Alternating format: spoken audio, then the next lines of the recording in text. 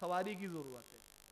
چنانچہ سعد بن عبادہ رضی اللہ تعالیٰ عنہ انصار قبیلے کے سردار تھے، انہوں نے اس کو ایک اونٹ تحفے میں دیا۔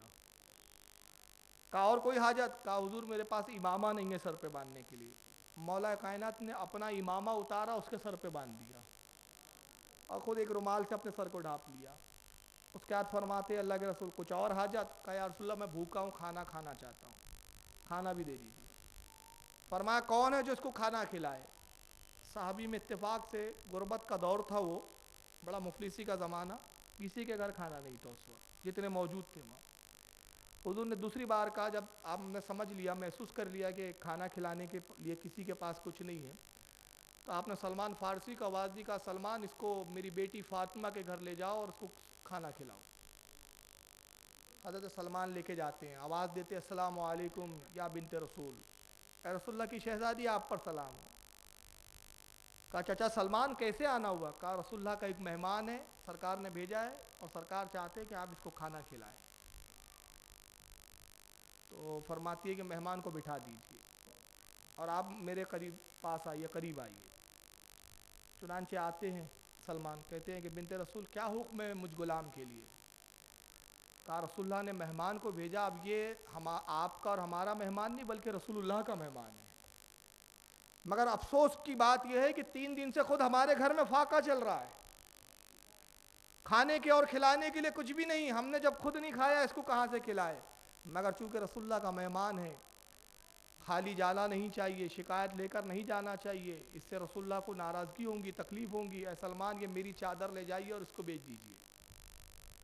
ایک ہی چادر تھی، راوی کہتے ہیں اسی ایک چادر کو آپ سر ڈھانپنے کے لیے استعمال فرماتی تھی، اور اس میں بھی کچھ پیون لگے ہوئے تھے۔ سلمان نے وہ چادر لیا، ایک یہودی شمون کر کے ایک یہودی اس کے دروازے پہ جاتے ہیں، شمون ایک مہاجن تھا، پرانی چیزیں نئی چیزیں خریدتا تھا، اس کے بس پیسہ دیتا تھا، بیاج پہ بھی پیسہ چلاتا تھا۔ حضرت سلمان پہنچے، کہا کہ شموم ایک چادر لایا ہوں، اس کو خریدوں گے؟ شموم نے کہا کہ سلمان کیا بات ہے، تجھ جیسے ضعیف کو آج میرے دروازے پہ آنا پڑا۔ کہا کہ ہاں ایک حاجت مجھے لے آئی ہے۔ کہا یہ چادر لو، اس کو خریدوں گے؟ اس نے دیکھا، کہا یہ تو خریدنے کے لائق نہیں ہے، اس میں تو پیون لگے ہیں۔ سلمان کہتے ہیں شمون تو جانتا نہیں یہ چادر کس کی ہے، پہلے سن لے، اگر تو سن لے گا تو یقیناً کچھ نہ کچھ تو رقم دیں گا۔ کہا یہ کس کی چادر ہے؟ کہا یہ بنت رسول کی چادر ہے، رسول اللہ کی شہزادی کی چادر ہے۔ بس شمون نے اس چادر کو دیکھا، قریب کیا، بوسہ لیتا ہے، کیسا قسم خدا کی اس سے نور کی شعائیں نکلتی ہوئی محسوس ہوتی ہے، اے سلمان تو بڑی مقدس خاتون کی چادر لایا ہے، اگر میں پورا مال جتنا اللہ نے دیا ہے، میرے مال کو تو چھوڑو، اگر کائنات کو بھی ایک طرف رکھ دیا جائے اور اس چادر کو خریدنے کی بات کی جائے تو اس چادر کا ایک تار بھی خریدا نہیں جا سکتا۔ شمون یہ چادر کیوں بیچنے، سلمان یہ چادر تو کیوں بیچنے آیا ہے مجھے بتا۔ حضرت سلمان نے جب پورا واقعہ سنایا، اس کی آنکھوں میں آنسو آ گئے، پورا مال لا کے دے دیتا ہے، کہتا ہے سلمان جتنا چاہیے لے جائیے، مگر ساتھ میں مجھے بھی لے جائیے تاکہ رسول اللہ کی بارگاہ میں پہنچ کر میں ایمان میں داخل ہو جاؤں، یہ چادر بھی لے جائیے۔ اور چادر بھی دیا، تحفے میں مال بھی دیا۔ تو میں بتانا عرض کرنا یہ چاہتا ہوں کہ خاتون جنت کا مقام یہ ہے کہ جس کی چادر کا ایک تار اتنا قیمتی کہ پوری کائنات کے برابر نہیں ہو سکتی، وہ ذات کتنی قیمتی ہوں گی۔ اور پھر یہی نہیں، ہم بولتے ہیں تو اثر نہیں ہوتا، مگر خاتون جنت نبی کی وہ شہزادی ہے کہ جن کی چادر بھی دیکھ لے لوگ تو تبلیغ ہو جاتی ہے۔ مگر ایسے مقدس لوگ جن کے گھروں میں فرشتے آتے تھے، جن کے گھروں میں جنت کی نعمتیں اترتی تھی، ان کے بارے میں کچھ لوگوں کا خیال کیا ہے عرض کر دوں۔ تقویۃ الایمان میں لکھا گیا، کیونکہ اس کے جواب میں کچھ حضرت خاتون جنت کی فضیلت بھی عرض کروں گا۔ تقویۃ الایمان میں لکھا گیا کہ پیغمبر نے محمد صلی اللہ علیہ وسلم نے اپنی بیٹی فاطمہ کو کھلے طور پر، صاف طور پر کھول کے بتا دیا، فاطمہ عمل کر، عمل کر، عمل کر، قیامت میں بھی تجھے بخشا نہیں سکوں گا، عمل سے بخشی جائیں گی تو، میں بھی تیرے کام نہیں آؤں گا۔ اور ابھی موجودہ دو ان کے ترم خاں مولوی جرجیس، مولوی توصیف الرحمان، ان کے میں نے کچھ جگہ ویڈیو دکھائے بھی تھے، دونوں یہی روایت بیان کرتے ہیں، اور روایت بیان کر کے کیا کہتے ہیں کہ محمد نے اپنی بیٹی فاطمہ کو بتا دیا کہ عمل کر رہے فاطمہ، عمل نہیں کریں گی جہنم میں جائیں گی. آئیے اس پہ کچھ تفصیلات میں بتانا چاہتا ہوں, اس کا پس منظر کیا ہے. یہ حدیث اللہ کے رسول کی ضرور ہے اور بخاری میں موجود ہے. سرکار نے یہ حدیث بیان کب کی, کب کہا رسول اللہ نے, اس کا پس منظر کیا ہے. کون آ رہا ہے؟ نعرہ تکبیر, نعرہ رسالت, شہزادہ سمنا, شہزادہ آل رسول حضرت علامہ مولانا محمد حسینی صاحب, سید حسینی صاحب اشرفی قبلہ. نعرہ تکبیر, نعرہ رسالت, علماء اہل سنت.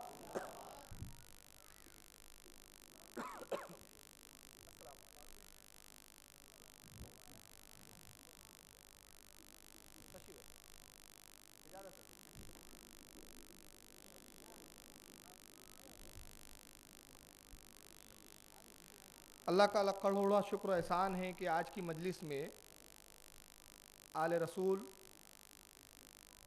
شہزادہ رسول حضرت علامہ مولانا محمد حسینی صاحب, سید محمد حسینی صاحب قبلہ,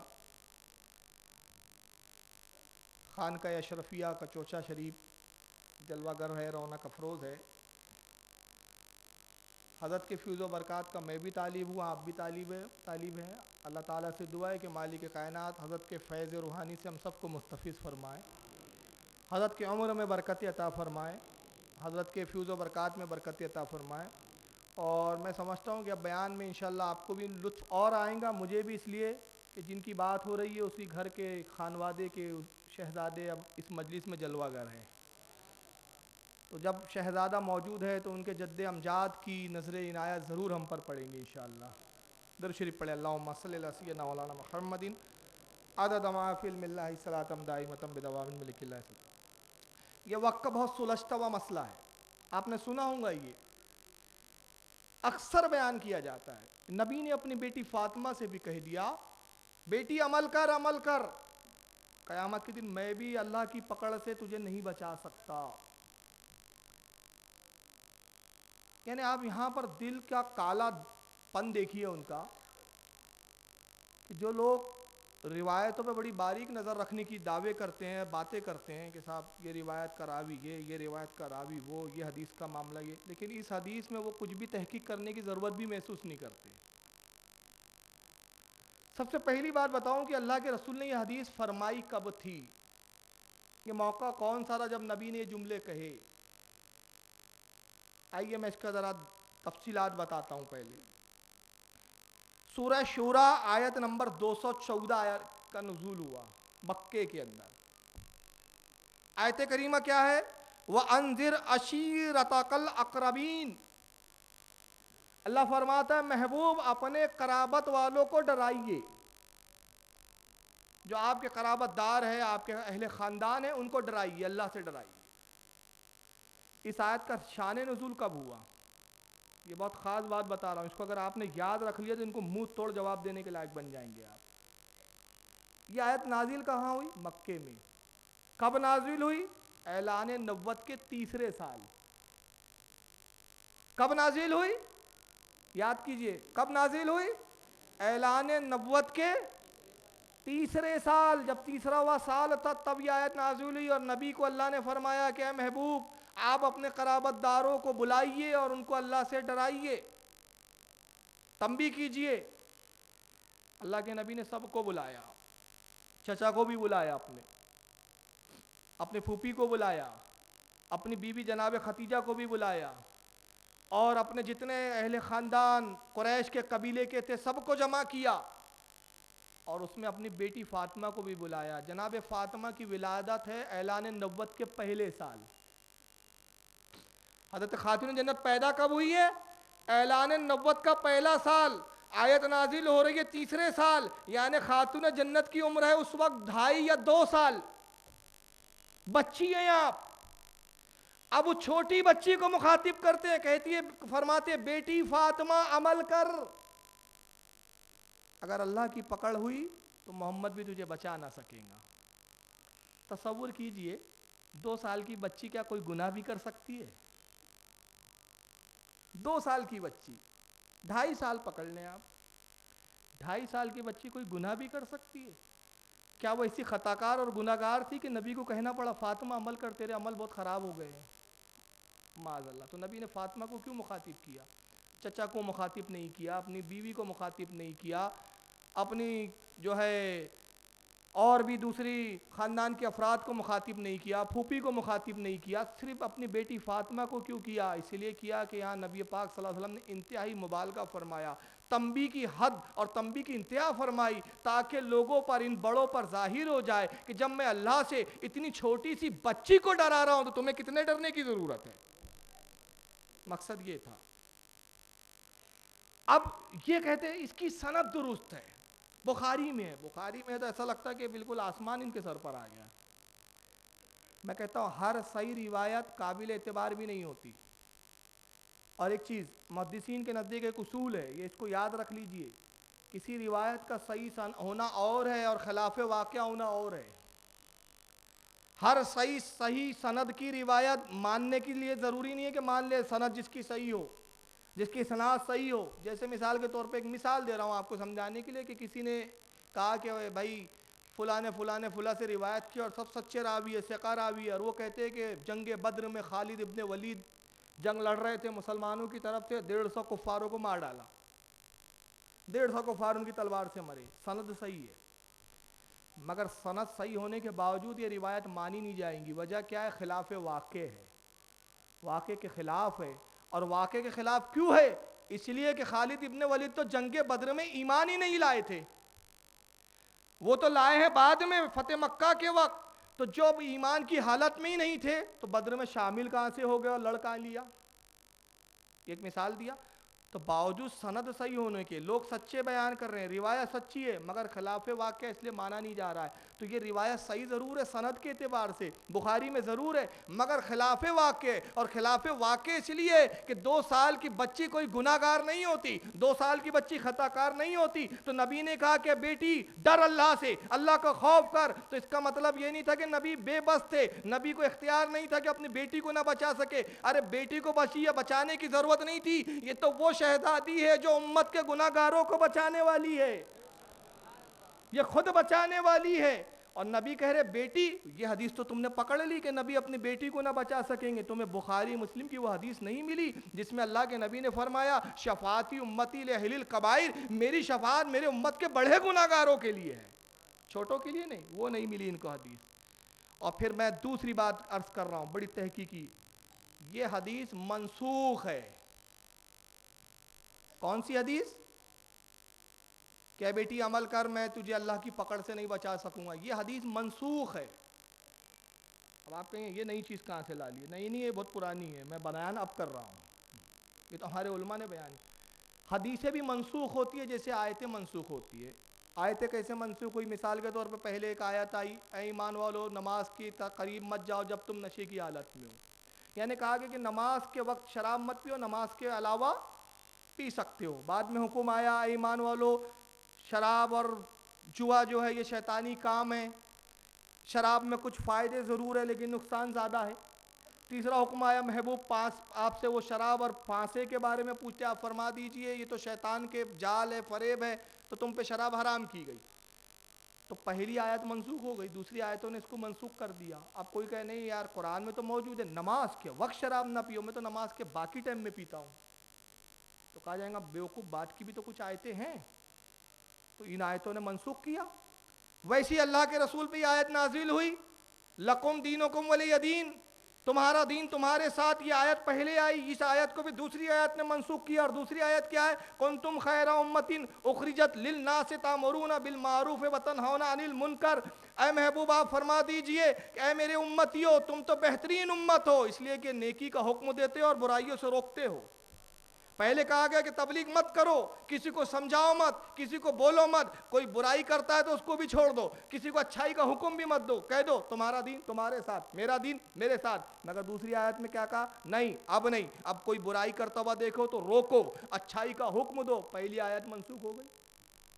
ایسی بے شمار مثالیں. اسی طرح حدیثیں منسوخ ہوتی ہے. اس کی صرف ایک مثال دے رہا ہوں، خود حدیث میں ہی موجود ہے وہ جملے جو واضح کرتے ہیں کہ رسول اللہ نے اپنی حدیثوں کو، اپنے اقوال کو خود منسوخ کیا ہے. سرکار کہتے لوگوں میں تمہیں پہلے قبر کی زیارت سے منع کرتا تھا. کیا کہا؟ میں تمہیں قبر کی زیارت سے منع کرتا تھا، اب حکم دیتا ہوں کہ قبروں کی زیارت کرو. نبی نے منسوخ کیا. تو پہلے جب اعلان نبوت کا ابتدائی دور ہے، دوسرا سال چل رہا ہے، تو تب نبی اپنی بیٹی فاطمہ سے کہتے ہیں بیٹی فاطمہ عمل کر، میں بھی تجھے اللہ کی پکڑ سے نہیں بچاؤں گا. مگر رسول اللہ کا جب وصال ظاہری ہو رہا ہے، سرکار اب اپنے مولا کے پاس تشریف لے جانے والے ہیں، ام المومن حضرت عائشہ فرماتی ہے کہ نبی پاک صلی اللہ علیہ وسلم کی خدمت میں خاتون جنت حاضر ہوتی ہے. سرکار کی بارگاہ میں حاضر ہوئی، اللہ کے نبی صلی اللہ علیہ وسلم نے اپنی بیٹی فاطمہ کو قریب کیا اور اپنے لبہائے مبارک خاتون جنت کے کان کے قریب لائے. پھر کچھ جملے کہے اللہ کے رسول نے، خاتون جنت رونے لگی، آنکھوں میں آنسو آ گئے. پھر اس کے بعد نبی نے پھر کچھ جملے کہے، خاتون جنت مسکرانے لگی. ام المومین کہتی ہے کہ ہم نے فاطمہ سے پوچھا، اے بیٹی فاطمہ بتاؤ رسول اللہ نے پہلے کیا کہا جس کو سن کر تم رو رہی تھی، پھر کیا کہا جس کو سن کر تم ہنسنے لگی؟ فرماتی امی جان یہ اللہ کے رسول کا ایک راز ہے، میں جس کو ظاہر نہیں کروں گی. کہ رسول اللہ نے ایک راز دارانہ طور پر ایک راز کی بات کہی ہے. کہا کیا رسول اللہ کے وصال کے بعد تو بتاؤں گی؟ کہا ہاں اس کے بعد شاید میں بتا دوں، مگر ابھی تو آپ مت پوچھئے. رسول اللہ کا وصال ظاہری ہو گیا، سرکار تشریف لے جاتے ہیں بظاہر. اس کے بعد ام المومن کہتی ہے ہم نے حضرت فاطمہ سے پوچھا اے بیٹی اب تو بتا دو کہ رسول اللہ نے تم سے کیا کہا تھا. تو کہتی ہے کہ امی جان نبی نے پہلی مرتبہ کہا تھا کہ اب میرا انتقال ہونے والا ہے، میں اپنے رب کے قرب خاص میں جانے والا ہوں. میں رونے لگی. اور اس کے بعد نبی نے پھر دوسرا جملہ جو کہا ہمارے بابا نے، وہ یہ فرمایا بیٹی غم نہ کرو، میرے اہل بیت نبوت میں سب سے پہلے تم مجھ سے ملاقات کروں گی. تو میں ہنسنے لگی. اور اس کے بعد اللہ کے رسول نے مجھے ایک بشارت دی. اب دیکھیے یہ حدیث ہے آخری، اس کے بعد نبی نے کوئی حدیث بیان نہیں کی، مطلب پہلی حدیث منسوخ ہو رہی ہے. آئیے بخاری کے ہی الفاظ ہے، بخاری میں ہی حدیث ہے، مسلم میں بھی ہے، نسائی میں بھی ہے، مسند احمد میں بھی ہے، ابن سعد نے طبقات الکبریٰ میں بھی لکھا. کیا ہے؟ حضرت عائشہ کہتی ہیں کہ نبی پاک نے کیا فرمایا فاطمہ سے، یا فاطمہ تو الا تردینا ان تقونی سیدتا نساء المومنین او سیدتا نساء حاضل امہ. اے فاطمہ میری بیٹی کیا تو اس پر راضی نہیں کہ تو تمام جنتی عورتوں کی سردار ہے؟ کیا تو اس پر راضی نہیں؟ او سیدتا نساء حاضہ الامہ، اور کیا تو اس پر بھی راضی نہیں کہ تو میری تمام امت کی عورتوں کی جنت میں سردار ہے؟ اب یہاں جملہ دیکھیں، ایک جملہ یہ بھی ہو سکتا ہے نبی کہتے بیٹی خوشخبری ہے کہ تو جنتی عورتوں کی سردار ہے. بخاری کی حدیث ہے، یہ خبیثوں کو نہیں دکھتی. بخاری کی حدیث کیا کہہ رہے ہیں اللہ کے رسول؟ یہ نہیں فرمایا میں کہہ رہا ہوں بیٹی تم جنتی عورتوں کی سردار ہو، یہ نہیں کہا. تم جنت میں جاؤں گی، یہ نہیں کہا. جنتی عورتیں تمہاری خادمہ، یہ نہیں کہا. جملے دیکھیں کیا جملے ہیں. الا تردینا، کیا تم اس پر راضی نہیں ہو؟ جملے کی گہرائی پہ غور کریں. کیا تم راضی نہیں ہو؟ یعنی رسول کی زبان پہ خدا کلام کر رہا ہے، نبی وحی کے بغیر کہتا نہیں ہے. اللہ کے رسول کے بارے میں خود قرآن کہتا ہے ہمارا محبوب وحی کے بغیر کہتا نہیں ہے. گویا خدا کہہ رہا ہے نبی کی زبان میں، نبی کی زبان سے اللہ کلام کر رہا ہے. اے محبوب آپ کی زبان ہے، کلام میرا ہے. اے فاطمہ کیا تو راضی نہیں؟ تو اپنی رضا بتا. تیری رضا مجھے منظور، ساری دنیا مجھے راضی کرنا چاہتی ہے، میں تیری رضا چاہتا ہوں. تو کس میں راضی ہے؟ اور اگر تجھے اس پہ رضا نہ ہو، راضی نہ ہو تو کہے تو میں تیرا مقام اور بڑھا دوں. تو بڑھایا جا سکتا تھا. فاطمہ خاموش ہو گئی. خاموشی رضا مندی کی دلیل تھی کہ رب اے پروردگار میں راضی ہوں اس بات پر کہ عورتوں کی جتنے جنتی عورتیں اولین اور آخرین سب کا تو نے مجھے سردار اور صحیح بنا دیا، سب کی میں آقا ہوں، میں اس پر راضی ہوں. اگر میرا عشق کہتا ہے کہ فاطمہ کہتی پروردگار میں اس پہ راضی نہیں، تو یہ بھی ہو سکتا تھا کہ نبی کی زبان سے کہلوایا جاتا فاطمہ اس پر آپ راضی نہیں کہ آپ تمام عورتوں کی سردار ہے، تو سنو اب تم مردوں کی بھی سردار ہو، جوانوں کی بھی سردار ہو، کل اولین اور آخرین کی سب کی سردار ہو. آپ کی رضا. تو اللہ تو ان کی رضا دیکھ رہا ہے. الا تردینا، کیا تم اس پر راضی نہیں؟ ان تکونی سیدۃ النساء المومنین، تمام مومن جنتی عورتوں کی سردار ہو. یہ حدیث ان کو نہیں ملی. ملی تو کیا ملی؟ نبی اپنی بیٹی فاطمہ کو نہیں بچا سکتے. آئیے حوالے سن لیں. اس کو بخاری نے لکھا، جلد نمبر 3 صفحہ نمبر 2317. حدیث نمبر 5928، امام مسلم جلد نمبر 2 صفحہ 1905۔ حدیث نمبر 2450، امام نسائی نے سنن نسائی جلد نمبر 1 صفحہ 77، حدیث نمبر 263۔ اور مسند احمد میں امام احمد ابن حنبل نے جلد نمبر 2 صفحہ 762، حدیث نمبر 1342۔ ابن سعد نے طبقات الکبریٰ جلد نمبر 2 صفحہ 247 پر لکھا۔ اب علماء میں ایک اختلاف ہوا، میں ایک علمی بات عرض کر رہا ہوں، حضرت فاطمہ افضل ہے کہ حضرت عائشہ افضل ہے؟ دونوں میں افضل کون ہے؟ یہ بھی علماء میں اختلاف ہوا۔ بعض علماء نے کہا حضرت عائشہ افضل ہے، بعض نے کہا حضرت فاطمہ افضل ہے عورتوں میں۔ اس پہ بہت سارے علماء کی رائے ہیں، وقت اتنا ہے نہیں۔ امام تاج الدین سبکی رحمۃ اللہ علیہ فرماتے ہیں کہ حضرت خاتون جنت حضرت عائشہ سے بھی افضل ہے۔ امام جلال الدین سیوطی کہتے ہیں کہ حضرت فاطمہ اور حضرت مریم افضل ترین عورتوں میں ہیں، اور نبی کی بیویوں میں حضرت خدیجہ اور حضرت عائشہ سب سے افضل ہے۔ شاہ عبداللہ محدث دہلوی تمام اختلافات کو نقل کرنے کے بعد فرماتے ہیں کہ اس پر خاموشی بہتر ہے، مگر اعلیٰ حضرت فاضل بریلوی کی تحقیق یہ ہے، فرماتے ہیں کہ فاطمہ افضل ہے، اور یہی ہم سنیوں کا بھی عقیدہ ہے۔ اپنی والدہ حضرت عائشہ سے بھی افضل ہے، بلکہ حضرت خدیجہ سے بھی افضل ہے۔ اب دلیل کیا دیتے ہیں؟ اس لیے کہ بخاری، مسلم، ترمذی، یہ سیاہ ستہ کی 3 کتابیں، اور اس کے علاوہ اور متعدد کتابوں میں حدیث آتی ہے کہ اللہ کے رسول فرماتے فاطمہ تو بدعۃ منی، فاطمہ میرے جسم کا ٹکڑا ہے، فاطمہ میرے جسم کا، میرے گوشت کا حصہ ہے، ٹکڑا ہے۔ تو اعلیٰ حضرت کہتے ہیں کہ فاطمہ رسول اللہ کے جسم کا حصہ ہے، اور آپ کی ازواج ابو بکر کے جسم کا ٹکڑا ہے، رسول کا ٹکڑا نہیں ہے۔ اور امام عبد الرحمن صفوری نے نزہۃ المجالس میں ایک بڑی پیاری بات لکھی، میں کہتا ہوں مسئلہ ہی حل کر دیا انہوں نے یہ حدیث لکھ کر۔ ام المومنین حضرت عائشہ ایک مرتبہ فرماتی ہیں، بیٹی یہ بتاؤ تم افضل ہو کہ میں افضل ہوں؟ فاطمہ سے خود پوچھتی ہے حضرت عائشہ، اے بیٹی فاطمہ بتاؤ آپ افضل ہیں کہ میں افضل ہوں؟ خاتون جنت نے کہا کہ میں افضل ہوں، اس لیے کہ میں تمام جنتی عورتوں کی سردار ہوں، یہ وصال نبی کے بعد ہی ہے۔ حضرت عائشہ کہتی ہے بیٹی فاطمہ میں آپ سے زیادہ افضل ہوں، آپ مجھ سے افضل نہیں ہیں۔ کہ امی جان دلیل؟ معلوم ہوا کہ مذہب دلیل پہ چلتا ہے۔ کا دلیل کیا ہے؟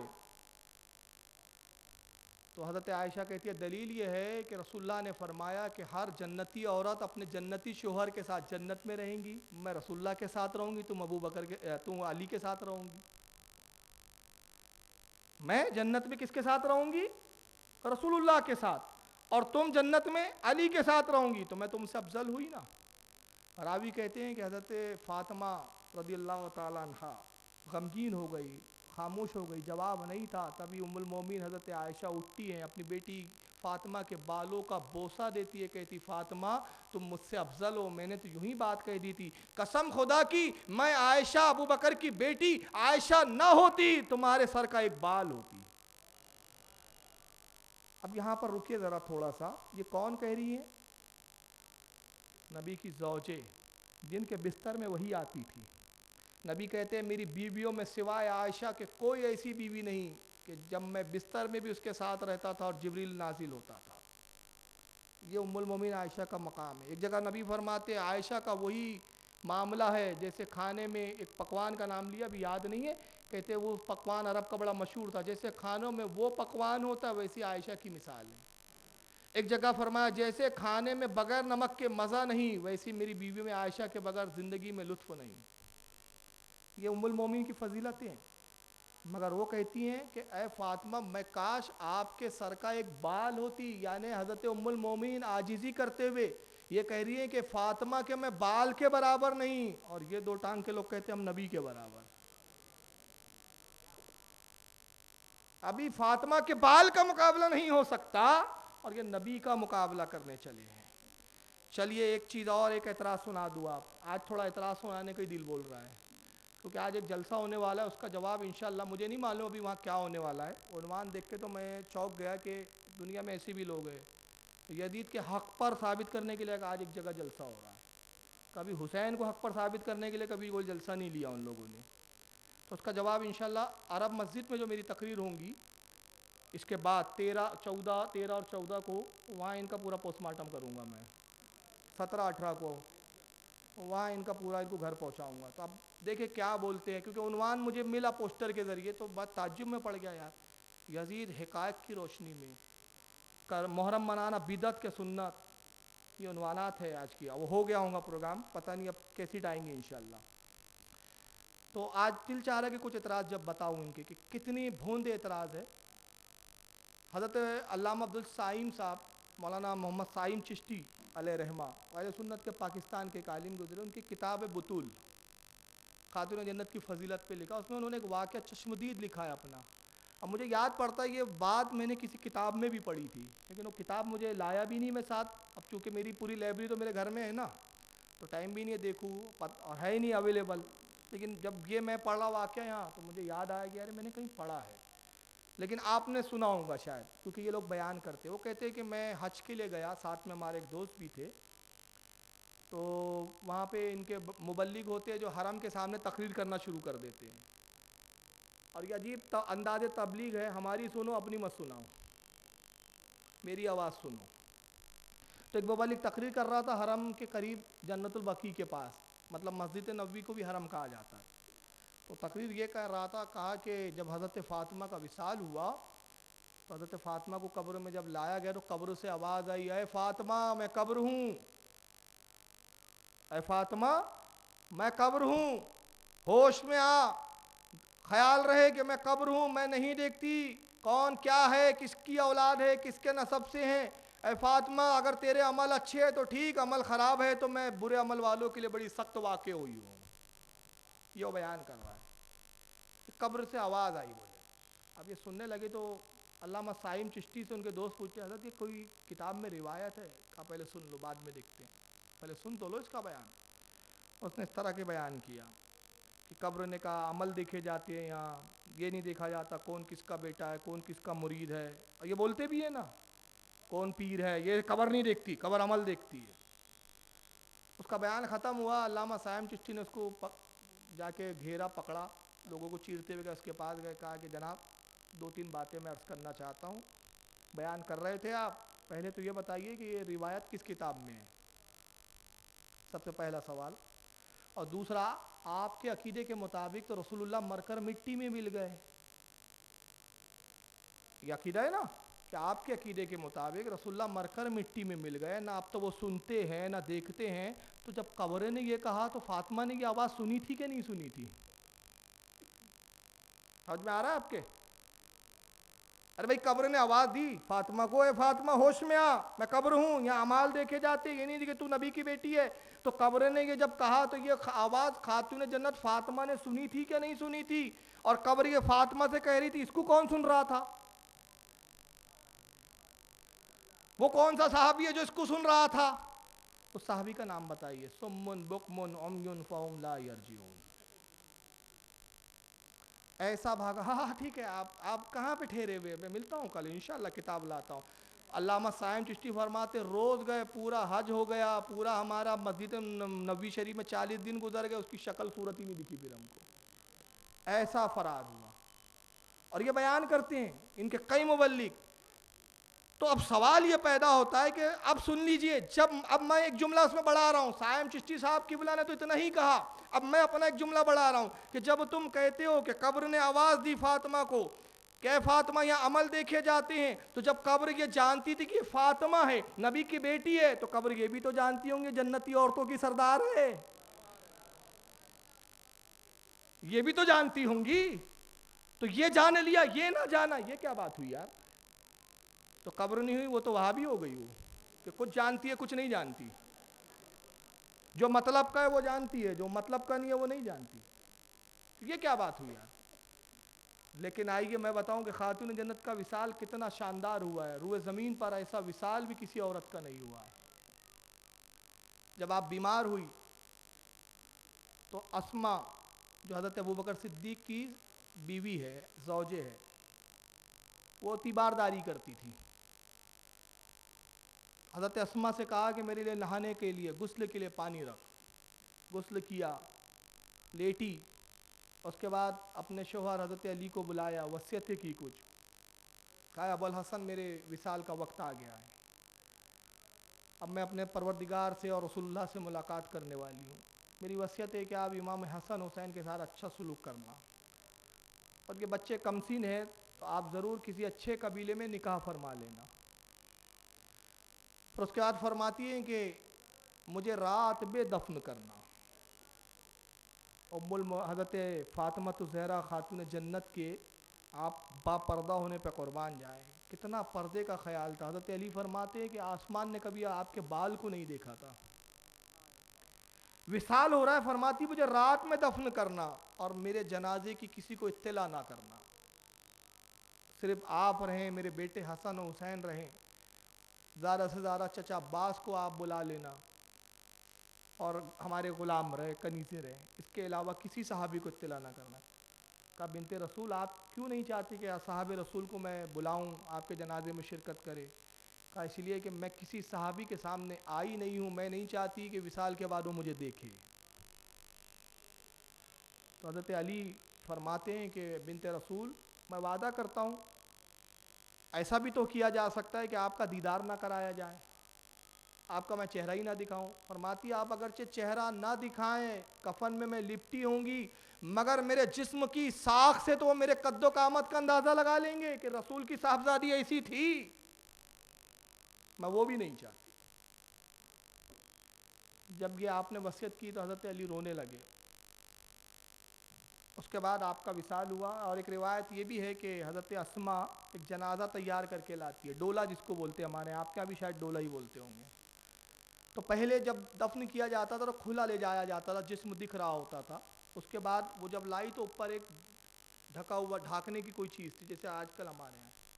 حضرت فاطمہ بہت خوش ہوئی، اور تاریخ نگار لکھتے ہیں کہ یہ سب سے پہلا ڈولا تھا ڈھانپنے والا، چادر سے بھی ڈھانک دیا گیا، اوپر سے بھی کمچوں سے ڈھانک دیا گیا. وہ حضرت خاتون جنت کے لیے استعمال کیا گیا.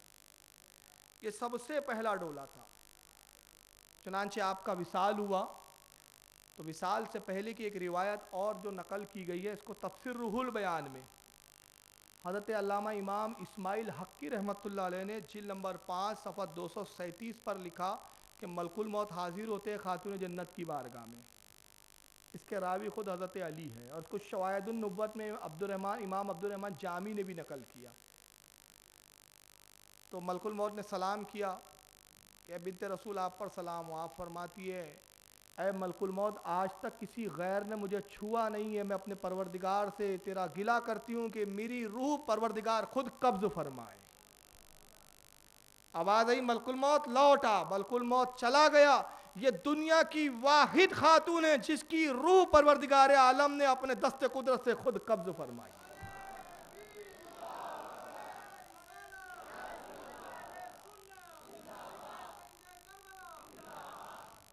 یہ دنیا کی واحد خاتون ہے. رات و رات ہی میں جیسے کہ آپ کی وصیت تھی، جنت البقیع شریف میں مولا کائنات نے آپ کی تدفین کی. جس وقت آپ کا وصال ہوا اس وقت آپ کی عمر 22 سال تھی. 15 سال کی عمر میں جب تھی تو حضرت علی کے نکاح میں آئی. 22 سال یعنی کل ازواجی زندگی جو ہے وہ 7 سال. خاتون جنت کا یہ کردار تھا. بہت ساری میں نے چیزیں نہیں بیان کی، اب ایک حدیث میں سنا رہا ہوں، اس کے بعد وقت ہے تو انشاءاللہ امام حسن پر میں گفتگو کروں گا، اور کل پھر انشاءاللہ ہم امام حسین وغیرہ پہ بات کریں گے. یہ بڑی پیاری حدیث ہے جس کو امام عبد الرحمن صفوری الشافعی نے نزہۃ المجالس جلد نمبر 2 صفحہ 228 پہ نقل کیا کہ خاتون جنت کا مقام کیا ہے. جنت میں اپنے شوہر علی کے ساتھ رہیں گی، مگر حدیثیں بتاتی ہے کہ علی اور فاطمہ اسی جنت کے درجے میں ہوں گے جہاں رسول اللہ ہوں گے، اور اس میں اور بھی ہوں گے. انشاءاللہ وہ حدیث میں آنے والی بیانوں میں پڑھوں گا.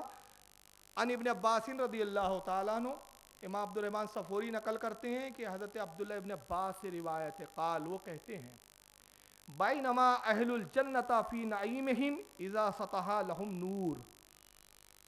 وہ کہتے ہیں کہ لوگ اہل جنت کے باغ نعیم میں، یہ جنت کا ایک باغ ہے جس کا نام ہے نعیم، جنت نعیم بھی سنا ہوگا نا آپ نے. جنت نعیم میں لوگ باغات میں ہوں گے کہ اتنے میں ایک نور بلند ہوگا ان کے سروں پر، ایک نور آئیں گا. اذا سطح لہم نور، وہ نور ظاہر ہوگا. فظنوا شمسہ، تو اہل جنت گمان کریں گے کہ شاید سورج طلوع ہو گیا ہے، جنت میں سورج نکل آیا ہے. حالانکہ جنت میں سورج نہیں ہے. سورج جنت کا ماحول کیسا ہے پتہ ہے آپ کو؟ جب طلوع آفتاب ہوتا ہے نا ہماری دنیا میں، آپ سمندر کے کنارے جائیں اور سورج جب غروب نکلتا ہے تو وہ کیسی ایک لالی ہوتی ہے آسمان میں، بڑا خوشگوار. یہ پورا سما جنت کا 24 گھنٹے ہمہ وقت ہے. وہاں تو گھنٹے بھی نہیں ہے، یہ ہمہ وقت یہی موسم ہے، وہاں یہی ماحول ہے. جنت میں سورج بھی نہیں ہے، چاند بھی نہیں ہے، نہ رات ہوں گی نہ دن ہوں گی، بس اسی طرح کا سما ہمیشہ رہے گا، وہ ماحول. مگر ایک نور ظاہر ہوں گا، عبداللہ ابن عباس کہتے ہیں، اور وہ سروں پر آئیں گا تو اہل جنت کو ظاہر خیال یہ گزرے گا، گمان یہ گزرے گا کہ شاید سورج طلوع ہو گیا ہے. قال، وہ کہیں گے ان ربنا یقول لا یرون فیہما شمسا، وہ آپس میں ایک دوسرے سے کہیں گے کہ پروردگار عالم نے جنت میں سورج تو پیدا نہیں کیا، سورج کو رکھا نہیں، تو یہ سورج کیسے طلوع ہو گیا، یہ روشنی پوری جنت میں کیسے آ گئی ہے. فیقول رضوان، تو تبھی رضوان جنت کا دروگا انہیں بتائیں گا، حاذہی فاطمۃ و علی دہیکا فشرقت الجنان نور دہیکا ہما. جنت کا دروگا کہیں گا یہ نور جو دیکھ رہے ہو، یہ سورج جو دیکھ رہے ہو، یہ سورج نہیں ہے، در حقیقت اپنے جنت کے محل میں فاطمہ اور علی مسکرائے ہیں. ان کی مسکراہٹ سے، ان کے دانتوں سے جو کرنیں ظاہر ہوئی ہے، اس سے پورا جنت جگمگا رہا ہے. یہ خاتون جنت اور علی کی مسکراہٹ ہے. یہ مسکرائیں گے تو پوری جنت چگمگ کرنے لگیں گی.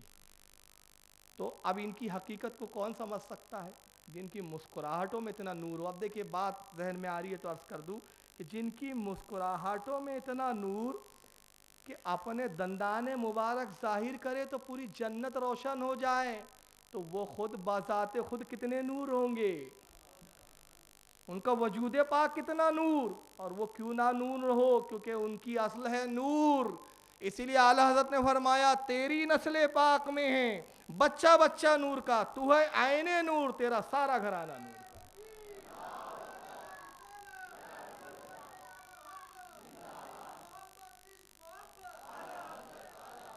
تیرا سارا گھرانہ نور کا، سب نوری ہے یہاں سے. اور الحمدللہ آج ایک نوری شہزادے بھی جلوہ گر ہیں، اور آپ ان کے چہرے کو دیکھ کے نہیں لگ رہا ہے کہ خانواد رسول ہے. چہرہ بولتا ہے کہ میں کہاں سے ہوں. اور ایک اور بات کر دوں، پھل سے درخت پہچانا جاتا ہے. یہ پھل ہیں اس درخت کے جس کی اصل فاطمہ اور علی ہے. ام فضل رسول اللہ کی چچی خواب دیکھتی ہے، سرکار کی چچی جان ہے، حضرت عباس کی بیوی ہے سرکار کے چچا کی. خواب دیکھتی ہے کہ چاند آسمان سے ٹوٹا، گود میں گرا. ایک روایت یہ کہ دیکھتی ہے کہ رسول اللہ کے جسم کا ایک ٹکڑا کاٹا گیا، ان کی گود میں ڈال دیا گیا. اور زیادہ تر علماء جمہور کا اتباع کی اس دوسری روایت پر، کہ دیکھتی ہے کہ رسول اللہ کے جسم کا حصے کو کاٹا گیا، آپ کی گود میں ڈال دیا گیا. گھبرا گئی اس خواب کو دیکھ کر، ہڑبڑاہٹ کے ساتھ بیدار ہوتی ہے، رسول اللہ کی خدمت میں حاضر ہوئی. عرض کہ یا رسول اللہ کل بڑا بھیانک خواب دیکھا رات میں. ارشاد فرمایا کیا دیکھا چچی جان؟ کہا میں نے دیکھا آپ کے جسم کا حصہ کاٹا گیا، میری گود میں ڈال دیا گیا. رسول اللہ مسکرائے، کہا چچی ام فضل بہت بہترین خواب ہے. خواب یہ ہے کہ فاطمہ ایک حسین و جمیل شہزادے کو جنم دیں گی، تولد کریں گی، اور وہ بچہ آپ کی گود میں کھیلیں گا. دیکھیں خواب بھی بتا رہا ہے کہ یہ نبی کا گوشت ہے، نبی کے جسم کا حصہ ہے، یہ نبی کی آل ہے، نبی کا خون ہے. 15 رمضان المبارک 3 ہجری کو امام حسن کی ولادت ہوتی ہے. امام حسن کی جلوہ گری ہوئی. مولا کائنات امام حسن کو ہاتھوں میں لے کے گھر سے، کمرے میں سے باہر برآمد ہوتے ہیں. اللہ کے نبی صلی اللہ علیہ وسلم تشریف لائے، اپنے شہزادے کو گود میں لیا، بوسہ دیا. سب سے پہلے اپنا لعاب دہن امام حسن کے منہ میں ڈالا، دہن میں ڈالا. فرمایا علی کیا نام رکھا ہے، کچھ نام سوچا ہے؟ عرض کیا رسول اللہ اس کا نام میں نے حرب سوچا ہے. حرب کے معنی ہوتے جنگ و جدال، بہادروں میں اس طرح کے نام رکھے جاتے تھے اس وقت. آپ نے فرمایا اس نام سے خون کی بو آتی ہے، اس کا نام ہے علی، نہ تم رکھو گے نہ میں رکھوں گا، اس کا نام پروردگار رکھے گا.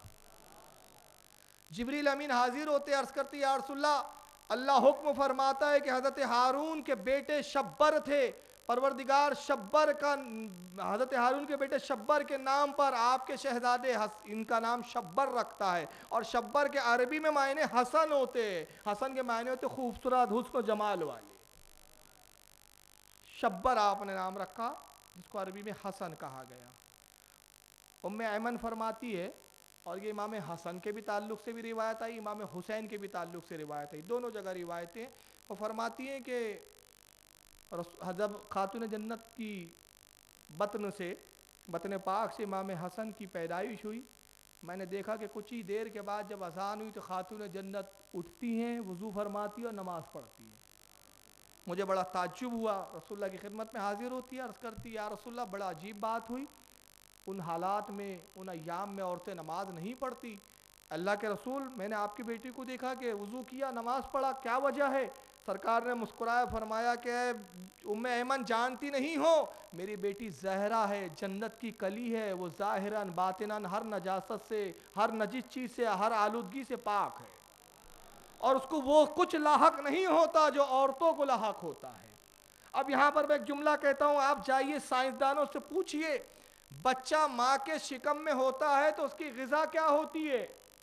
اس کی غذا ہوتی ہے گندا خون، حیض کا خون، ماہواری کا خون، جو عورتوں کو عموماً آتا ہے مگر جب حمل سے ہوتی ہے تو بند ہو جاتا ہے، مگر جب حضرت فاطمہ زہرا کو یہ سب مرحلوں سے گزرنا ہی نہیں ہوتا تھا، ان لوازمات سے پاک تھی، تو امام حسن حسین کی شکم میں فاطمہ خاتون جنت میں پرورش کس چیز سے ہوئی؟ ان کا وجود مبارک پروان کس چیز سے چڑھا؟ جب وہ چیز لاحق ہی نہیں تھی تو معلوم ہوا کہ یہ رب تبارک و تعالیٰ کی جانب سے روحانی غذاؤں سے پروان چڑھ رہے تھے، ان کی غذا بھی نور تھی، اس لیے ان کا وجود بھی نور تھا، یہ سراپا نور تھے۔ ام ایمن فرماتی ہے کہ ایک مرتبہ رمضان کا مہینہ، شدت کی دھوپ تھی، میں خاتون جنت کے حجرے پہ اکثر جاتی، سرکار کی یہ لونڈی ہے، کنیز ہے، اور میں خاتون جنت کے کچھ کام کر دیا کرتی تھی۔ ایک مرتبہ جب میں گئی کہ چلو آج خاتون جنت کے کچھ کام کر دوں، فرماتی ہے میں نے دیکھا کہ خاتون جنت تو سو رہی ہے، چکی آٹے کی خود بخود چل رہی ہے، جھولے میں امام حسن ہیں، اور ایک روایت میں کہ حسین تھے، امام حسین بھی تھے، جھولا آپ ہی آپ ہل رہا ہے۔ بڑی متعجب ہوئی، رسول اللہ کے پاس بھاگی آئی، اور خاتون جنت آرام فرما رہی ہے، عرض کرتی ہے یا رسول اللہ بڑا عجیب واقعہ دیکھا، میں نے دیکھا چکی خود بخود چل رہی ہے، جھولا جھولایا جا رہا ہے مگر جھلانے والا نظر نہیں آتا، شہزادی آرام فرما رہی ہے، شہزادے بھی جھولے میں سوئے ہوئے ہیں، اللہ کے نبی ماجرا کیا ہے؟ ارشاد فرمایا مسکرا کے، اے ام ایمن تم نہیں جانتی، فاطمہ نے روزہ رکھا، تھک گئی تھی، سو گئی، اللہ نے فرشتوں کو بھیجا ہے، ایک فرشتہ وہ ہے جو چکی پیس رہا ہے، ایک وہ ہے جو حسن حسین کا جھولا جھلا رہا ہے۔ یہ پروان، اور یہ اس طرح سے پروان چڑھے ہیں شہزادے۔ 3 سال کی امام حسن کی عمر تھی۔ ایک بڑی نئی چیز سنا رہا ہوں، دیکھیے ذہانت کیا تھی اور امام حسن کا علم و ادب کیا تھا، علمی مقام اور علمی گہرائی کیا تھی امام علی مقام امام حسن رضی اللہ تعالیٰ عنہ کی۔ 3 سال کی عمر ہے، ننھے پیروں سے رسول اللہ کا وعظ سننے، آپ کا خطبہ سننے تشریف لے جاتے ہیں مسجد نبوی میں۔ تو رسول اللہ کیا کرتے ہیں؟ شہزادے کو دیکھتے ہیں، ممبر سے اتر آتے ہیں اور شہزادے کو اٹھا کے اپنی گود میں بٹھا لیتے ہیں۔ اسی عالم میں خطبہ ارشاد ہوتا ہے، اسی عالم میں وعظ و نصیحت ہوتی ہے، شہزادے گود میں بیٹھے ہوئے ہیں، حضرت علی بھی ہیں، سرکار جو کچھ فرماتے ہیں امام حسن سنتے ہیں۔ اب بچوں کی عادت ہوتی ہے، آپ نے دیکھا ہوگا بھی جلسہ ختم ہوگا بچے بھاگیں گے، گھر میں سب سے پہلے بچے جائیں گے، بڑے پھر آرام سے آہستہ آہستہ جاتے ہیں، بچے بھاگتے ہوئے جاتے ہیں۔ تو امام حسن بچے ہی تو تھے، نتیجہ کیا ہوتا؟ مجلس ختم ہوتی، امام حسن تیزی سے دوڑ کے بھاگتے، خاتون جنت گود میں لیتی، بٹھاتی، لٹا دیتی، کہتی بیٹا حسن آج نانا جان نے کیا بیان فرمایا؟ حدیث کے راوی حضرت علی یہ کہتے ہیں کہ حسن جو رسول اللہ نے بیان کیا تھا من و ان بیان کر دیتے تھے، ایک لفظ ٹو لفظ، من و ان، جو نبی نے فرمایا، پورا 3 سال کی عمر ہے، اتنے پورے وعظ کو بیان کرنا بچوں کا کھیل نہیں ہے۔ میں نے ابھی 1.5 گھنٹے سے 2 گھنٹے سے بول رہا ہوں، اگر کل آپ مجھے بولے کہ کل آپ نے کیا بولا، میں اپنا ہی واز ہوں بہو آپ کو نہیں سنا سکتا، یہ ہماری یادداشتوں کا عالم ہے، ہوں بہو میں اپنا ہی بیان نہیں سنا سکتا، مگر امام حسن کا معاملہ دیکھیں، من و ان جملے سناتے ہیں۔ اب مولا کائنات تشریف لاتے ہیں، فرماتے میں آتا اور میں کہتا اے بنت رسول معلوم ہے آج رسول اللہ نے کیا کہا؟ خاتون جنت کہتی مجھے معلوم ہے رسول اللہ نے کیا کہا، آقا نے یہ فرمایا، آقا نے یہ فرمایا۔ کہتے بنت رسول آپ کو کیسے معلوم؟ آپ فرماتے کوئی بتانے والا بتا جاتا ہے۔ اب حضرت علی کا ذہن ہی نہیں جاتا کہ یہ کمال تو حضرت حسن کا ہے، کیونکہ بات کیا تھی 3 سال کا بچہ، 3 سال کا بچہ بولتا ہی کیا ہے؟ ہمارے تو ہپا مما اس سے زیادہ بولتا بھی نہیں ہے. بہت زیادہ ہو گئے تو مما ڈیڈی پپا یہی بول رہا ہے آج کل بچہ. تو 3 سال کا بچہ کیسے بول سکتا ہے؟ تصور نہیں تھا حضرت علی کا. روز یہ معمول ہوتا. آپ حیران ہو جاتے. فرماتے کبھی سوچتا کوئی فرشتہ آتا ہے جو خاتون جنت کو بتایا جاتا ہے. کبھی سوچتا شاید خاتون جنت اپنے علم سے معلوم کر لیتی ہے. امام حسن کی طرف ذہن نہیں جاتا. ایک مرتبہ حضرت علی فرماتے ہیں میں نے ارادہ کیا کہ آج رسول اللہ کا وعظ جیسی ختم ہوں گا, آپ کا خطبہ جیسی ختم ہوں گا, میں پیچھے بیٹھوں گا اور سب سے پہلے گھر کی طرف جاؤں گا, دیکھوں گا کہ کیا ہوتا ہے, کون آتا ہے جو بنت رسول کو بتاتا ہے. اب وہی ہوا. حضرت علی نکلے, خطبہ ختم ہوا, سرکار کا وعظ بیان ختم ہوا, حضرت علی نکلتے ہیں. اب حضرت علی تو آہستہ آہستہ بردباری کے ساتھ جا رہے ہیں. امام حسن بھاگے حسب معمول اپنی والدہ فاطمہ کے پاس پہنچے, خاتون جنت کی گود میں لیٹ گئے. والدہ نے اپنی گود میں لٹایا, لبوں کو بوسہ دیتی ہے, پیشانیوں کو بوسہ دیتی ہے, فرماتی بیٹا حسن آج کیا بیان کیا رسول اللہ نے, بیان کرو. اب امام حسن بیان کر رہے ہیں, علی آتے ہیں اور جیسی مولا علی نے جیسی سنا امام حسن کا بیان چل رہا ہے, سمجھ گئے بتانے والا حسن ہے. دیوار کے پیچھے کھڑے ہو گئے چھپ کر, اور اس عالم میں کہ نہ خاتون جنت نے دیکھا نہ امام حسن کو دکھائی دے رہے ہیں, کھڑے ہیں کہ دیکھیں حسن کس انداز میں بیان کرتا ہے. حضرت امام حسن بڑی فصاحت و بلاغت کے ساتھ اپنی توتلی زبان میں بیان کر رہے تھے, مگر اچانک آپ ہچکچانے لگے, لڑکھڑانے لگے, بیان میں لکنت آنے لگی, رکاوٹ پیدا ہو گئی. حضرت علی دیکھ رہے ہیں ارے ابھی تو اتنا اچھے سے بیان کر رہا تھا, اب رک کیوں رہا ہے. خاتون جنت نے بھی ملاحظہ کیا. خاتون جنت کہتی ہے بیٹا حسن کیا ہوا, ہکلا کیوں رہے ہو, ہکل کیوں رہے ہو, لڑکھڑا کیوں رہے ہو. امام حسن کہتے ہیں امی جان جب بڑا عالم سنتا ہے نا چھوٹا عالم گھبرا ہی جاتا ہے. بڑے عالم کے سامنے چھوٹا عالم ہچکچا ہی جاتا ہے. یعنی انداز لگائیے حضرت علی دیوار کے پرے ہیں, مگر امام حسن 3 سال کی عمر میں دیوار کے پیچھے کیا یہ بھی جان رہے ہیں. یہ بھی حسن کو معلوم ہے کیونکہ شہزادے رسول ہے. جس کے شہزادے کا بچپنے میں علم کا یہ عالم ہو, جوانی میں کیا عالم ہوگا. لوگوں کے نزدیک دیوار کے پیچھے کا علم ہی نہیں ہے نبی کو. حسن کو دیکھو, امام حسن کو. اور اس کے بعد یہی نہیں بلکہ کتنا علم تھا. حضرت عبداللہ ابن عباس فرماتے ہیں کہ ایک مرتبہ ہم امام حسن کے پاس بیٹھے ہوئے تھے, ہم نے دیکھا کہ ایک شخص اپنے گائے کے بچھڑے کو لے جا رہا ہے. چھوٹا سا گائے لے جا رہا ہے, معاف کیجیے گا بچھڑا نہیں تھا, گائے تھی, ذبح کرنے کے لیے وہ لے جا رہا ہے اس جانور کو, بڑے جانور کو. تو امام حسن بچپنے کا عالم میں کھیل رہے تھے. آپ دیکھتے ہیں کہ وہ شخص لے جا رہا ہے تو دوڑتے ہوئے قریب جاتے اور کہتے چچا اسے کہاں لے جا رہے ہو. کہا بیٹا میں قصاب ہوں, شہزادے میں قصاب ہوں, اس کو ذبح کروں گا اور اس کو فروخت کروں گا اور اس سے رقم حاصل کروں گا. آپ آئیں اور اپنے دوستوں سے کہتے ہیں جانتے ہو یہ گائے حاملہ ہے. کیا فرمایا, یہ گائے حاملہ ہے, اس کے شکم میں ایک بچڑا ہے جس کی پونچھ سفید ہے, پیشانی پر کالے نشان ہیں, اور یہ نر ہے. حضرت عبداللہ ابن عباس کہتے ہیں کہ ہمیں بڑا تعجب ہوا. کہا حسن تم تو علم غیب کا دعویٰ کرتے ہو. کہا میں غیب کا دعویٰ نہیں کرتا, نانا کی بارگاہ سے جو کچھ علم عطا ہوا ہے اس کے طفیل میں بولتا ہوں, جاؤ تحقیق کرو. حضرت عبداللہ ابن عباس کہتے ہیں ہم گئے, اس نے ذبح کیا, ہم دیکھتے رہے, اور جب پیٹ چاک کیا تو واقعی ایک گائے کا بچھڑا نکلا, نر تھا, جو ہے دم اس کی سفید تھی, پیشانی کالی تھی. جیسا بتایا ویسی پایا. یہ بچپنے کا عالم امام حسن کا. ایک شخص آتا ہے مولا کائنات کے پاس, کہتا ہے علی اللہ کے رسول نے تمہارے بارے میں کہا ہے انا مدینۃ العلم وعلی بابھا, میں علم کا شہر, علی اس کا دروازہ. میرے کچھ سوال ہے, آپ جواب دے سکتے ہیں؟ اگر آپ نے جواب دے دیا تو میں یقین کر لوں گا کہ آپ علم کا دروازہ ہے. فرمایا پوچھو. اس نے چند سوال کیے. کہا زمین کا مرکز کیا ہے, پہلا سوال. دوسرا سوال آسمان کا مرکز کیا ہے. تیسرا سوال جس کا قبلہ نہیں وہ کون ہے, وہ کیا شے ہے. اور چوتھا سوال تھا جس کا کوئی رشتہ دار نہیں وہ کون ہے. حضرت علی فرماتے اس کا جواب میرا بیٹا حسن دیں گا. چھوٹے تھے. کہا علی میں آپ سے پوچھتا ہوں. کہا ہاں پہلے چھوٹے کا تو دیکھ لے علم, بعد میں ہمارا دیکھنا. پہلے کھڑکی تو سمجھ لے, دروازہ بہت بڑی چیز ہے.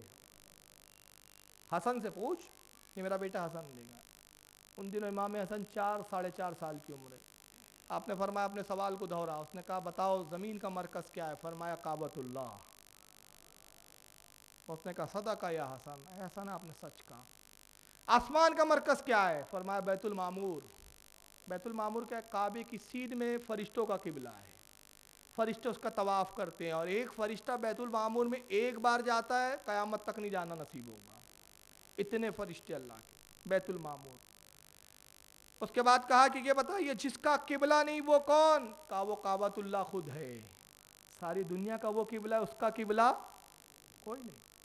کہا جس کا کوئی رشتہ دار نہیں؟ کہا وہ اللہ رب العزت کی ذات ہے، وہ خود فرماتا ہے قل هو اللہ احد، فرما دیجئے میں ایک ہوں، اللہ الصمد، میں بے نیاز ہوں، لم یلد ولم یولد، نہ میں کسی سے پیدا ہوا نہ کوئی مجھ سے پیدا ہوا، ولم یکن لہ کفوا احد، میرا کوئی کفو نہیں ہے، میرا کوئی رشتہ دار ساجیدار نہیں ہے، وہ اللہ کی ذات ہے۔ اس نے کہا اے حسن سچ کا، اور اس کے بعد کہتا ہے وہ کافر تھا، یہودی تھا، کہتا ہے اے علی قسم خدا کی یہی جوابات ہماری کتابوں میں ہیں، یقیناً اسلام حق ہے، جب حسن کے علم کا یہ عالم ہے تو آپ کے علم کا عالم کیا ہوگا، اور دروازے کے علم کو جب ہم نہ سمجھ سکے تو شہر علم کیا ہوگا، ہاتھ بڑھائیے کہ اسلام میں داخل ہو جاؤ۔ اسلام قبول کر۔ آنے والا ایک شخص پھر آیا، کہتا ہے علی اللہ کے نبی کی حدیث پہنچی ہم تک، یہ آنے والا بھی یہودی ہے۔ اور یہودی کیوں آتے تھے اکثر معلوم ہے؟ یہ حدیث سے بڑی پریشانی ہوئی حضرت علی کو، کبھی موقع ملا تو صرف اس حدیث سے کیا کیا تکلیفیں ہوئی ہے حضرت علی کو، اس پہ ایک پورے خطاب کی ضرورت ہے۔ یعنی اس حدیث کے بعد سینکڑوں لوگ حضرت علی کو صرف آزمانے کے لیے آئے ہیں کہ نبی نے کہا میں علم کا شہر ہوں، یہ اس کا دروازہ ہے، چلو علی کو آزماؤ۔ ایک اور یہودی آتا ہے، اور یہودی اس لیے آتے تھے کہ یہ اپنے آپ کو سب سے زیادہ قابل اور عالم سمجھتے تھے۔ کہتا ہے کہ علی میرے چند سوال ہے، کہا اس کا جواب میرا بیٹا حسن دیں گا، اس سے پوچھ۔ کہا میں آپ سے پوچھ؟ کہا ہاں حسن کہیں گا۔ کہا اچھا ٹھیک ہے، اگر یہ نہ دے سکے تو آپ جواب دیں گے؟ کہا ہاں پھر میں دوں گا۔ کہتا ہے بتائیے حسن حق و باطل میں کتنا فرق ہے؟ حق اور باطل میں کتنا فرق ہے، یہ سوال ہے۔ آپ فرماتے 4 انگل کا۔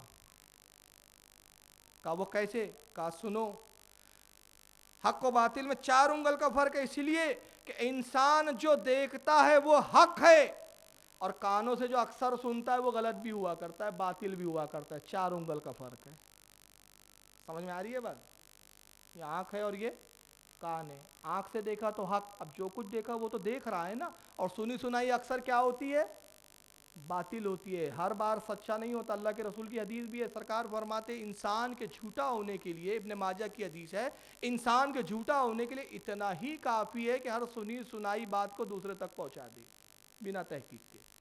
کسی کی غیبت سنی، تحقیق نہیں کی، دوسرے کو سنا دیا، ارے فلاں صاحب ایسے ہے، کیونکہ انسان کے جھوٹا ہونے کے لیے اتنا ہی کافی ہے۔ کا 4 انگل کا فرق ہے۔ کہتا چاہیے بتاؤ، دوسرا سوال کرتا ہے ایمان اور یقین میں کتنا فرق؟ کا 4 انگل کا۔ پھر جواب دیا 4 انگل کا۔ وہ کیسے؟ کہا سنو، ایمان اور یقین میں 4 انگل کا اس لیے کہ آنکھوں سے جو دیکھا وہ یقین ہے، اور کانوں سے جو سنا وہ کیا ہے؟ وہ ایمان ہے۔ میں ٹھہر ٹھہر کے بول رہا ہوں تاکہ بات سمجھے آپ۔ کانوں سے جو سنا وہ ایمان ہے، اور آنکھوں سے دیکھا وہ کیا؟ یقین ہے۔ اب دیکھیے کیسے ایمان اور یقین میں 4 انگل کا فرق۔ یہ 4 انگل کا فرق، آنکھوں سے دیکھا یقین، تبھی رب کو دیکھا ہے ہم نے نہیں، رب ہے یہ کیا کیسے معلوم؟ کانوں سے سنا ہے، تو ابھی جو سنا ہے اس پر ایمان ہے، مگر جب قیامت کے دن جنت میں جائیں گے اور اللہ کا دیدار کر لیں گے تو یقین بھی حاصل ہو جائے گا۔ 4 انگل کا فرق ہے۔ کہا یہ بتاؤ مشرق اور مغرب میں کتنا فاصلہ ہے دونوں کے درمیان میں؟ آج بھی کوئی سائنٹسٹ بتا سکتا ہے؟ شاید اب نکال لے کوئی کیلکولیشن سے، اب یہ اس دور کی میں بات کر رہا ہوں کہ مشرق اور مغرب میں کتنا فاصلہ ہے۔ تو حضرت امام حسن نے کتنا پیارا جواب دیا، کہا سنو مشرق و مغرب میں سورج کے ایک دن کے سفر کے برابر کا فاصلہ ہے، جتنا ایک دن میں سفر کرتا ہے اتنا ہی فاصلہ مشرق و مغرب میں۔ اس نے کہا حسن آپ نے سچ کہا، ہاتھ بڑھائیے کہ میں اسلام میں داخل ہو جاؤں۔ اب تیسرا، اور اس کے بعد میں اختتام کروں گا، وقت کافی ہو رہا ہے کیونکہ پرمیشن کا بھی کچھ مسائل ہے ہمارے پیش نظر۔ ایک شخص آتا ہے، کہتا ہے علی ایک سوال پوچھنا ہے، اگر اس کا آپ صحیح جواب دے دے تو میں آپ کے پیغمبر پر ایمان لے آؤں۔ مولا کائنات نے فرمایا پوچھو کیا پوچھنا چاہتے ہو؟ کہا وہ 10 چیزیں کون سی ہے جس میں کہ ہر بعد والی چیز اپنی پہلی والی چیز پر غالب ہے؟ یہ سوال ہے، وہ 10 چیزیں کون سی ہے جس میں سے ہر بعد والی چیز اپنی پہلی والی چیز پر غالب ہے. غالب ہے مطلب اس پر بھاری ہے. پہلی چیز ختم ہو جائے دوسری باقی رہے, اس پر پھر دوسری ختم ہو جائے اس کے بعد والی باقی رہے. ایسی 10 چیزیں کون سی ہے؟ آپ فرماتے اس کا جواب میرا بیٹا حسن دے گا, اس کا بھی جواب حسن دے گا. اور یہ سب بچپنے کے واقعات ہیں امام حسن کے. تو کہا بچے بتاؤ. کہا فرماتے شخص سن, وہ 10 چیزیں جس میں سے ہر پہلی چیز پر دوسری چیز غالب, دوسرے پر تیسری غالب, تیسرے پر چوتھی غالب. اور سوال کی آخری میں بات بھول گیا, وہ کہا کہ آخری 10ویں چیز وہ ہو جس پر کوئی چیز غالب نہ آئے, جس پر کوئی چیز غالب نہ ہو سکے. ایسی 10 چیزیں کون سی ہے؟ مگر آخری وہ چیز جس پر کوئی غالب نہیں. آپ ذرا اس کی تفصیلات بتائیں. تو امام حسن کہتے سن, وہ مٹی کا ڈھیلا ہے, گنتے جائیں, مٹی کا ڈھیلا جس پر پتھر غالب. مٹی کے ڈھیلے پہ پتھر مارا, مٹی ریزہ ریزہ ہو گئی, اور پتھر پر لوہا غالب, لوہے پر آگ غالب, کہ لوہا پتھر کو توڑتا ہے, آگ لوہے کو پگھلا دیتی ہے. آگ پر پانی غالب, پانی پر بھاپ غالب, کہ پانی بھاپ بن کے اڑ جاتا ہے. بھاپ پر بادل غالب, کہ بادل بن کے نکلتا ہے. بادل پر فرشتہ غالب, کہ بادلوں کو فرشتہ ہانکتا ہے. فرشتے پر ملک الموت غالب, کہ اس فرشتے کو بھی موت دیں گا. ملک الموت پر رب کائنات غالب, اور رب پر کوئی غالب نہیں. یہ 10 چیزیں ہیں. صدقہ یا حسن, اے حسن آپ نے سچ کہا, ہاتھ بڑھائیے اسلام میں داخل ہو جاؤں. امام حسن نے اس کو بھی اسلام میں لایا. یہ علم تھا جو خانواد نبوت کو ان کے نانا سے عطا ہوا تھا. یہ علم تھا. 25 حج امام حسن نے پیدل فرمائے. روایتیں کہتی ہیں کہ جب آپ حج کے لیے جاتے تو پیدل چلتے, ننگے پیر, چپل بھی نہیں ہوتی آپ کے پیروں میں, ورم آ جاتا, زخم آ جاتا. یہ تصوف نہیں ہے تو کیا ہے؟ اس میں تصوف کا آ گیا. لوگوں کو تصوف نہیں سمجھ میں آتا ہے. اونٹ اور گھوڑے ساتھ میں ہوتے, غلام ساتھ میں ہوتے. غلام کہتے آقا سواریاں موجود ہے, آپ سواری پہ سوار ہو جائیں. فرماتے اس رب کی بارگاہ میں حاضر رہ رہا ہوں جہاں سواری پہ جانے میں مجھے حیا محسوس ہوتی. یہ عاجزی تھی. 25 حج فرمائے. حضرت عبداللہ ابن زبیر کہتے ہیں سرکار کے پھوپھیزاد بھائی حضرت زبیر ان کے صاحبزادے ہیں. بعد میں یزید کی موت کے بعد ان خلافت پہ اتفاق ایک طبقے کا انہی پر ہو گیا تھا. انشاءاللہ ان کے بھی واقعات آئیں گے, ان کا مقام بھی بتاؤں گا. عبداللہ ابن زبیر کہتے ہیں کہ ہم امام حسن کے ساتھ ایک مرتبہ سفر میں تھے. امام حسن بھی تھے اور بھی بہت سارے لوگ تھے. ریگستان کا ہم سفر کر رہے تھے. اتفاق سے ایک جگہ قیام کیا امام حسن نے, ہم بھی وہیں قیام کرنے لگے. تو اور بہت سارے لوگ بھی ساتھ میں تھے. فرماتے ایک شخص آیا اور کہتا ہے کہ آپ کو ابن رسول اللہ کہا جاتا ہے, یعنی رسول اللہ کے بیٹے. صحابہ اکرام ابن رسول اللہ کہہ کے پکارا کرتے تھے ان کو, کیونکہ نبی نے فرمایا تھا میرا نسب حسن و حسین سے چلے گا, یہ میرے بیٹے. کہا آپ ابن رسول اللہ ہے؟ کہا ہاں. کہا آپ کے نانا, ان میں تو بڑے معجزات تھے, اللہ نے ان کو بڑے معجزات عطا کی, آپ میں بھی کچھ کرامتیں ہے یا نہیں کہ آپ بس نام کے ابن رسول اللہ ہے؟ معاذ اللہ, استغفر اللہ. آپ نے فرمایا کیا دیکھنا چاہتا ہے؟ کہا اس وقت کھجور کھانے کا دل چاہ رہا ہے, اگر کھجور آئے, مگر شرط یہ ہے کہ درخت کھجور کا نہ ہو. میں جو بھی لکڑی دوں وہ کھجور کے درخت میں تبدیل ہو, اس میں تازہ کھجوریں اگ جائیں, پکیں, اسی وقت گرے, اور وہ آپ مجھے دے دے تو میں مان لوں کہ آپ واقعی ابن رسول اللہ ہیں. آپ علی کے صاحبزادے ہیں اور رسول اللہ کے شہزادے ہیں. اس نے ایک لکڑی تھی جو کھجور کی بھی نہیں تھی. آپ نے ریت میں, ریگستان تھا, گاڑا, اپنا ہاتھ پھیرا اور اللہ کی بارگاہ میں کہتے مولا میں تیرے نبی کا نواسا ہوں, اس کو فوراً کھجور کا درخت بنا دے, کھجور اگ جائے, کھجور پکے اور گر جائے. جیسی ہاتھ پھیرنا تھا بڑا ہوا, پتیاں اگی, ہرا بھرا ہوا, کھجوریں آئی, اسی وقت پکی, گری. امام علی مقام نے اٹھایا, پروسا, پلیٹ میں ڈالا, کہا یہ لے کھجور کھا لے. کھجور کھانے لگا. مگر بدبختہ دیکھیے, اب یہاں میں بتا رہا ہوں کہ کچھ ایسی بھی لوگ ہیں, ایسی بھی جماعتیں, کچھ بھی بتا دو, کچھ بھی دکھا دو, مانتے ہی نہیں. کتاب کھول دو نہیں مانیں گے, پورا چمتکار دکھا دو تو نہیں مانیں گے, مانتے ہی نہیں, ماننا ہی نہیں ہے. وہ انہی کیٹیگریوں میں سے تھا. کہتا ہے معاذ اللہ, اے حسن واقعی تم بہت بڑے جادوگر ہو, بڑا اچھا جادو دکھایا, استغفر اللہ. آپ کو جلال آتا ہے. فرماتے واللہ یہ جادو نہیں, یہ تو کرامت ہے جو مجھے اپنے نانا کے صدقے میں ملا ہے.